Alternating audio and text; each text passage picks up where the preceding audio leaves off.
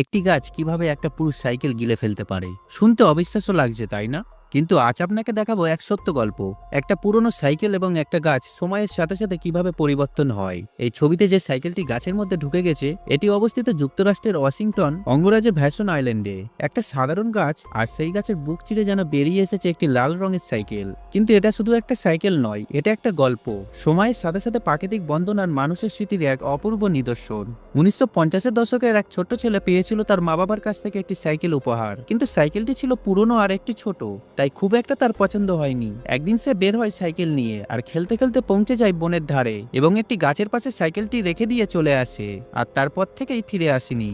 হয়তো সে ভুলেই গিয়েছিল তার সাইকেলের কথা, কিন্তু গাছটি ভোলেনি। সময় পেরোলো, বছর গেল, গাছটি বেড়ে উঠতে শুরু করলো, আর ওই গাছ সেই সাইকেলটিকে আপন শরীরে ধারণ করে নিল চিরদিনের জন্য।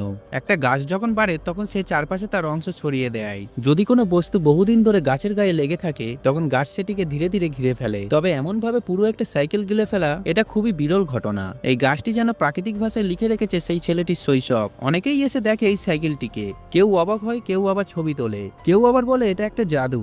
আসলে সত্যি ঘটনাটা খুবই সাধারণ, কিন্তু তার মধ্যে লুকিয়ে আছে এক অসাধারণ অনুভূতি। সময়ের মতো নীরব, নিঃশব্দ আর ক্ষমাশীল কিছু নেই। গাছ সেই ছেলেটির মতোই বড় হয়েছে, আর সাইকেলটিকে রেখে দিয়েছে বুকের মাঝে একটি ছোট্ট বন্ধুত্বের স্মৃতি হয়ে।